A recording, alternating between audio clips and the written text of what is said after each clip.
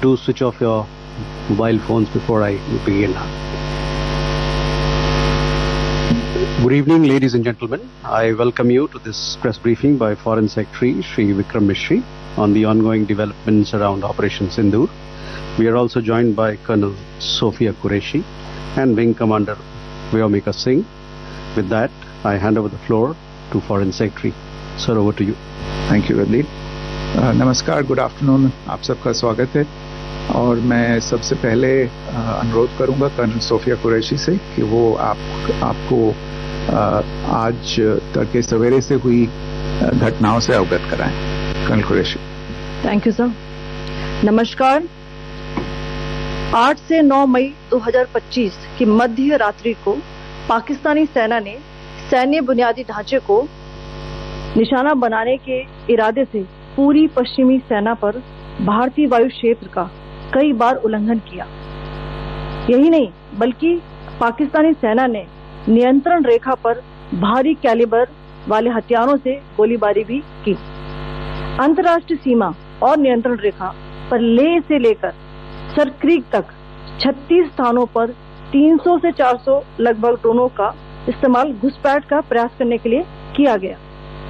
भारतीय सशस्त्र बलों ने काइनेटिक व नॉन काइनेटिक साधनों का उपयोग करके इनमें से कई ड्रोन्स को मार गिराया।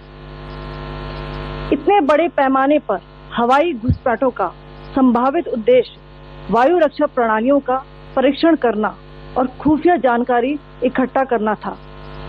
ड्रोन के मलबे की फोरेंसिक जांच की जा रही है। प्रारंभिक रिपोर्ट्स से पता चलता है कि वे तुर्की के असीस गार्ड सोंगर ड्रोन्स हैं। इसके उपरांत रात में पाकिस्तान के एक सशस्त्र यूएवी ने भटिंडा सैन्य स्टेशन को निशाना बनाने की कोशिश भी की, जिसे पकड़ा गया और उसे निष्क्रिय कर दिया गया। पाकिस्तानी हमले के जवाब में पाकिस्तान में 4 हवाई रक्षा स्थलों पर सशस्त्र ड्रोन लॉन्च किए गए। इनमें से एक ड्रोन एडी रडार को नष्ट करने में सक्षम रहा। पाकिस्तान ने जम्मू कश्मीर के तंगधार, उरी, पुंछ, मेंढर, राजौरी, अखनूर और उधमपुर में भारी कैलिबर आर्टिलरी गन और सशस्त्र ड्रोन्स का उपयोग करके नियंत्रण रेखा के पार गोलीबारी भी की, जिसके परिणाम स्वरूप भारतीय सेना के कुछ जवान हताहत हुए और घायल हुए। भारतीय जवाबी कार्रवाई में पाकिस्तानी सेना को भी बड़ा नुकसान पहुंचाया गया। इसके अलावा पाकिस्तान का गैर जिम्मेदाराना व्यवहार फिर से सामने आया। 7 मई 2025 को रात 8:30 बजे एक असफल अकारण ड्रोन और मिसाइल हमला करने के बावजूद पाकिस्तान ने अपना नागरिक हवाई क्षेत्र बंद नहीं किया। पाकिस्तान अपने नागरिक विमानों को ढाल के रूप में इस्तेमाल कर रहा है, जबकि उसे अच्छी तरह से पता है कि भारत पर उसके हमले से हवाई रक्षा की तीव्र प्रतिक्रिया होगी। यह भारत और पाकिस्तान के बीच अंतर्राष्ट्रीय सीमा के पास उड़ान भरने वाले अंतर्राष्ट्रीय उड़ानों सहित नागरिक विमानों के लिए सुरक्षित नहीं है। यहाँ स्क्रीन शॉट में पंजाब सेक्टर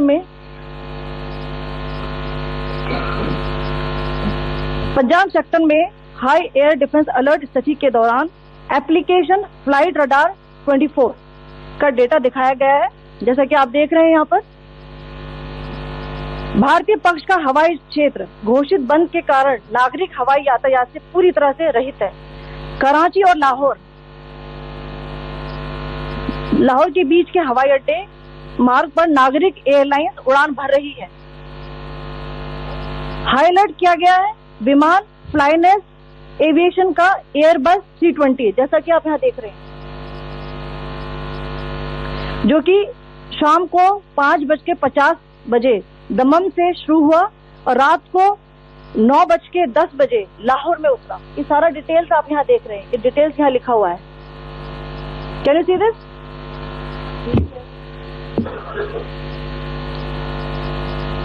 भारतीय वायुसेना ने अपनी प्रतिक्रिया में काफी संयम दिखाया और इस प्रकार अंतर्राष्ट्रीय नागरिक विमान सेवा की सुरक्षा सुनिश्चित की। धन्यवाद। जय Hind.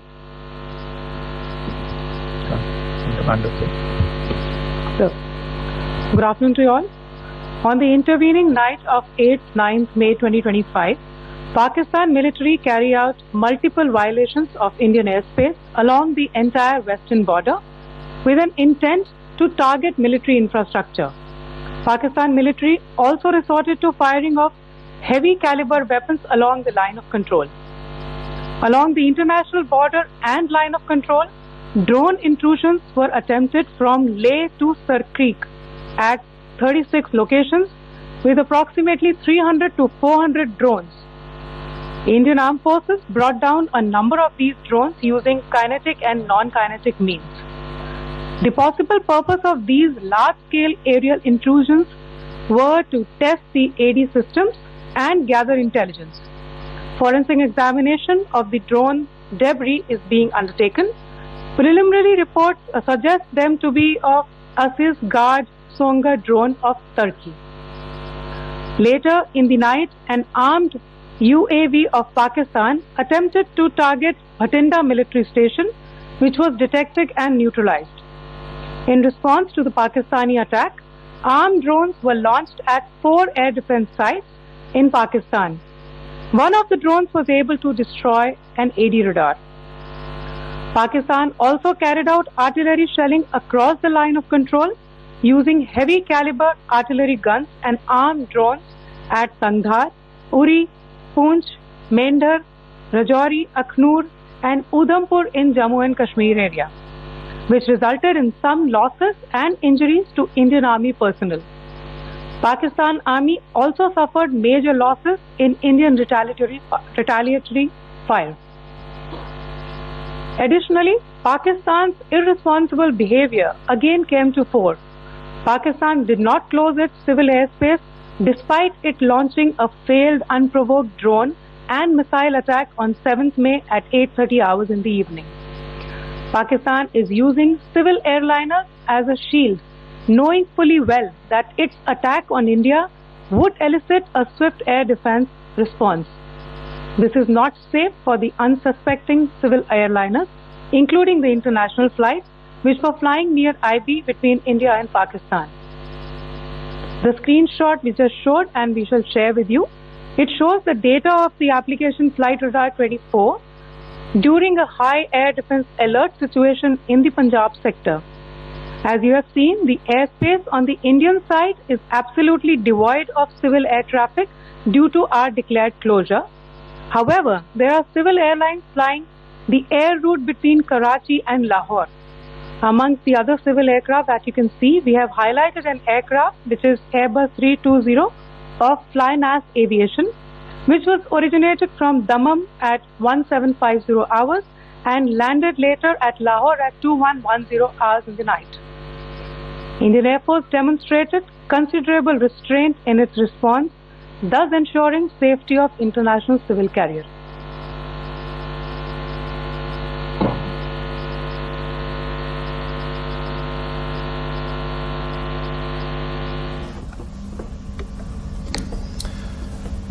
Thank you, Colonel Qureshi, Wing Commander Singh.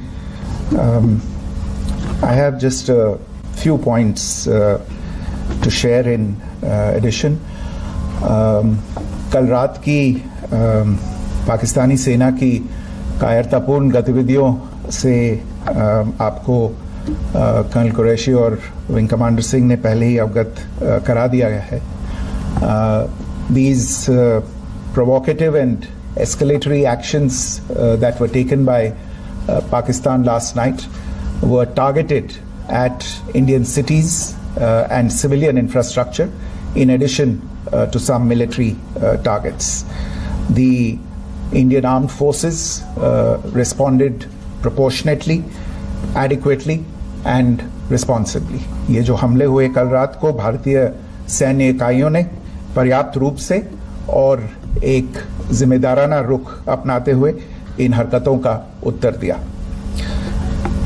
What I want to underline is that the official and blatantly farcical denial of these attacks that Pakistan carried out by the Pakistani state machinery is yet another example of their duplicity and the new depths that they are plumbing in their quest for disinformation. The other point in the same vein is Pakistani claims that they did not target or attack any religious places. You would recall that yesterday I shared with you an incident related to the attack on a Gurdwara in Poonch. Instead of owning up to these attacks, Pakistan made the preposterous and outrageous claim that it was the Indian Armed Forces and the Indian Air Force that was targeting cities like Amritsar and trying to put the blame on Pakistan. This is nothing but a desperate attempt by Pakistan to disown its acts of aggression, but it is also true to type in its effort to deceive and mislead the world. It will not succeed.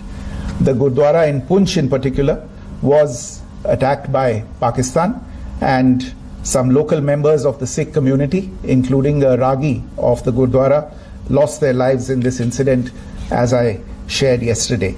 TV पर आप इस हमले के चित्र देख सकते हैं. In addition, that we would attack our own cities is the kind of deranged fantasy that only the Pakistani state can come up with. Perhaps they do it because they are well versed in such action, as their history would show. The last point I wanted to make this evening is again this disinformation that is coming from Pakistan about India targeting the Nankana Sahib Gurdwara through a drone attack. This is again yet another blatant lie and part of Pakistan's disinformation campaign. As we saw in the Pahalgam attack, Pakistan is again trying desperately to impart a communal hue to the situation with an intention to create discord. Again, we are not surprised. India's steadfast unity in itself is a challenge to Pakistan. Let me stop there. I have time only for a few questions and be happy to try and answer them. The first, I call Siddharth. Siddharth, please.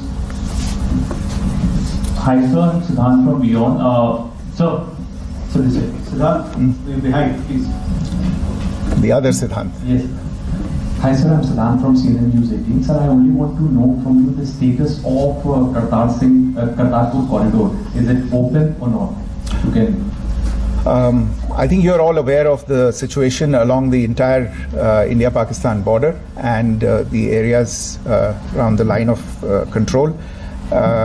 In view of the existing security scenario, the services of the Kartarpur Sahib corridor have been suspended till further directions.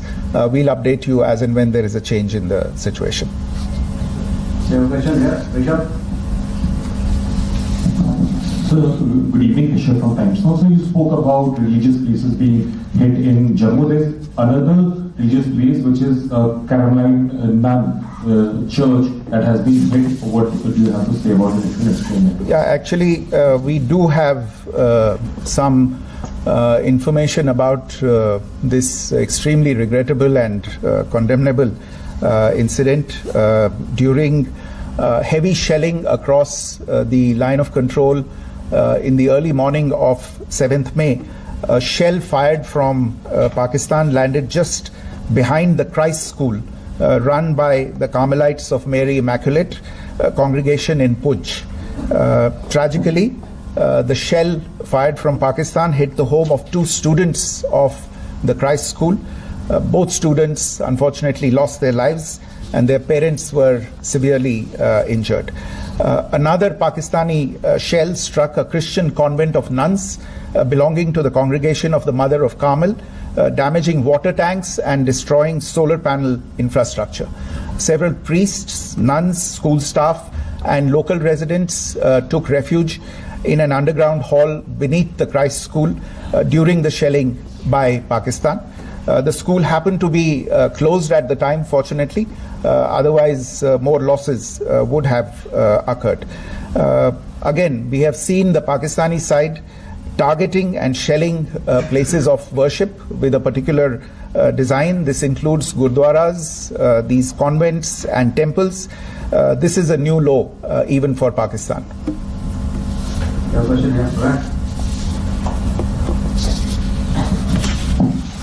Sir Pranay Upadhyay अमरजात से।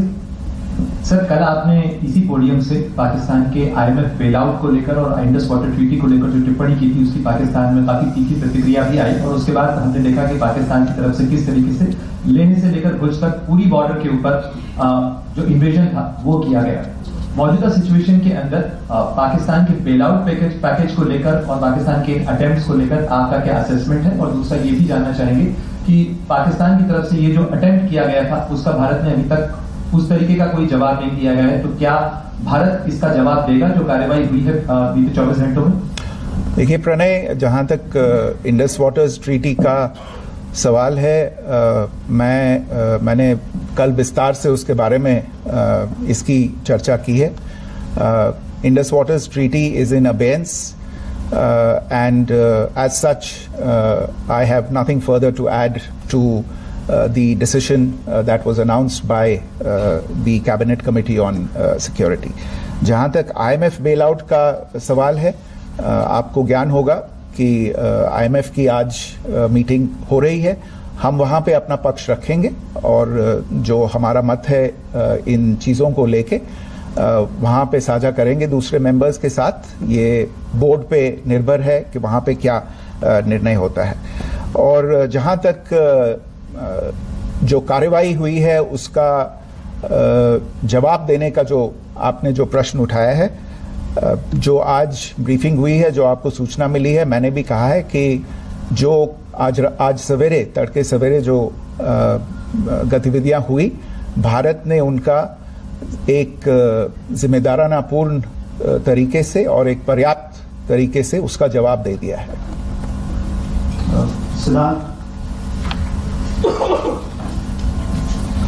Hi sir, Siddhant from Beyond. Sir, the External Affairs Minister has spoken to many of his counterparts around the world. Yesterday he spoke to the US Secretary of State Marco Rubio. So what were the key areas of conversations during that call? Yes, the minister had a conversation with the US Secretary of State. As you can imagine, the focus of discussions was the terrorist attack in Pahalgam and the response that India mounted after that on the 7th of May. The Secretary of State shared his thoughts on these developments with the minister. The minister deeply appreciated the US's commitment to work with India in the fight against terrorism, and he also underlined the targeted measures that India had taken in connection with Ops Sindoor. The minister also underlined that India would firmly counter any attempts at escalation from there. But in follow-up to that, as you are aware, there have been a number of other conversations. The minister had a conversation with the UK Foreign Secretary, David Lammy, today. There too, the discussion centered around countering terrorism, for which there must be zero tolerance. And I understand just a short while ago, the External Affairs Minister has also spoken to the Foreign Minister of Norway, Espen Barth Eide, which was also focused on recent developments stemming from the terrorist act in Pahalgam. One last question, Sudhir. Sir, once again, thank you for doing this. Shri Ranjan from Bloomberg. Once again, India had struck Bahawalpur the other day, which is also connected with the murder of one of us journalists, Daniel Pearl. If you could give us an understanding of what exactly are the reports that you're getting. You're right. Bahawalpur is the headquarters of the Jaish-e-Mohammed terrorist group that is proscribed by the United Nations. Its leader, Maulana Masood Azhar, is a proscribed individual. It is you brought up the connection with the tragic death or killing of Daniel Pearl. of the Wall Street Journal. The Jaish-e-Mohammed was in some way directly or indirectly responsible for the death of Daniel Pearl. But the real connection is through Ahmed Omar Saeed Sheikh, the British Pakistani jihadi who was held in India but was finally released in 2000, and he was the person who lured Daniel Pearl to his eventually leading to his murder. So these are all obviously connected figures, connected individuals, connected institutions, and the attack on Bahawalpur, on that facility of the Jaish-e-Mohammed in Bahawalpur is, I would imagine, a fitting part of this unfortunate incident. Thank you all. Thank you, sir. With that, we come to the closure of this press briefing. Thank you very much.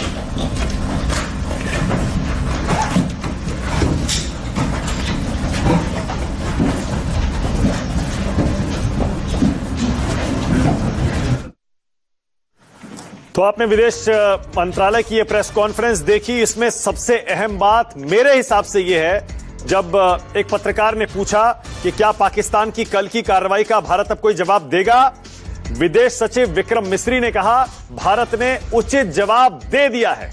यानी एक बार फिर से गेंद भारत ने अब पाकिस्तान के पाले में डाल दी है और आज पाकिस्तान की तरफ से भी कोई बहुत ज्यादा आक्रामक बयान नहीं आया है, जिससे संकेत अब यह मिल रहा है कि शायद अब भारत और पाकिस्तान के बीच डी एस्केलेशन हो जाए, माहौल थोड़ा ठंडा हो जाए, अब दोनों तरफ से और कोई हमला ज्यादा ना हो, ज्यादा बयानबाजी ना हो और अब यह जंग मेरे हिसाब से खत्म होने की तरफ बढ़ती हुई दिखाई दे रही है, क्योंकि भारत के विदेश सचिव खुद कह रहे हैं कि हमने उचित जवाब दे दिया है।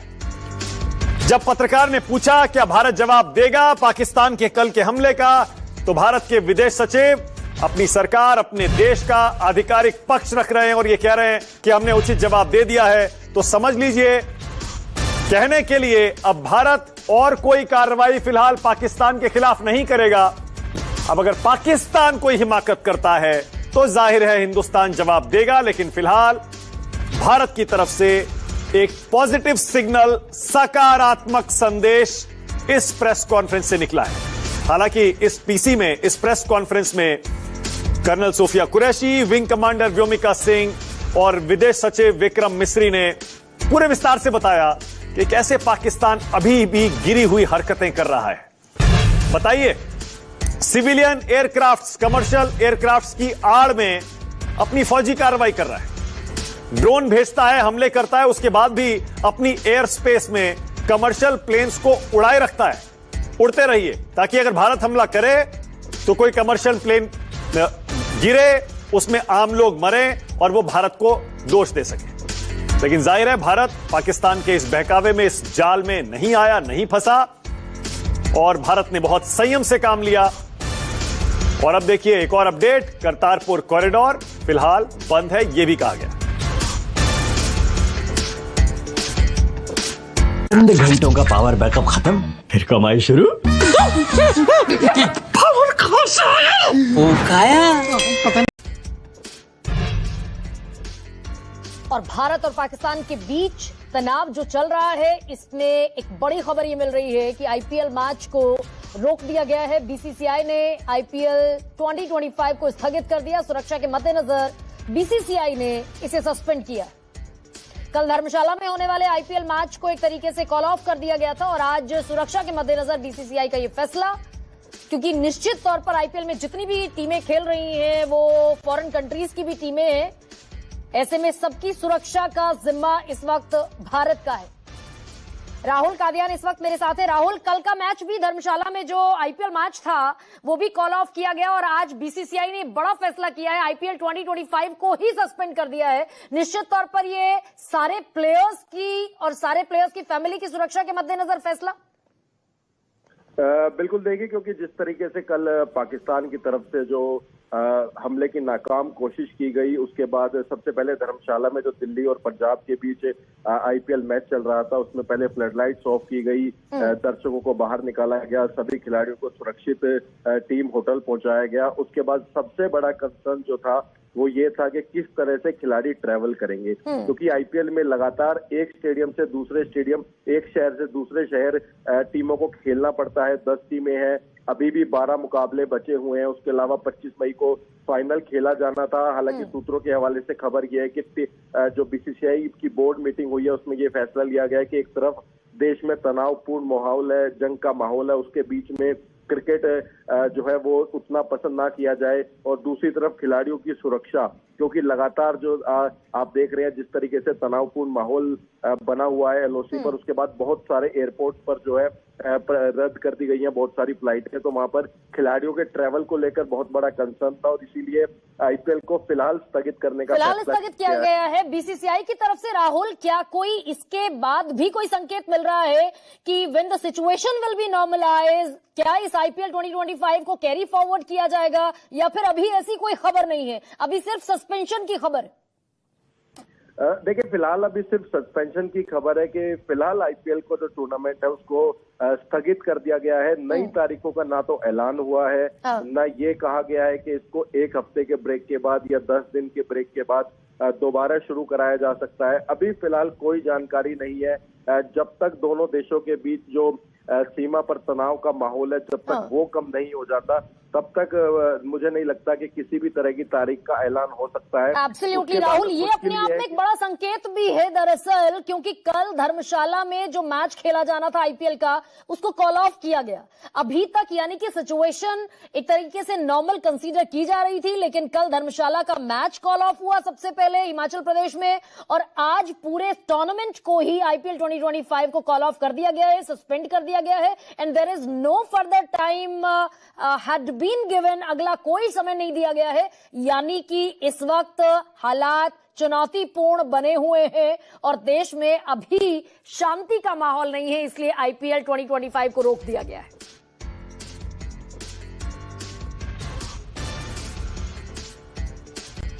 की बड़ी खबर सामने आ रही है। चंडीगढ़ में फिर बजे हवाई हमले का सायरन।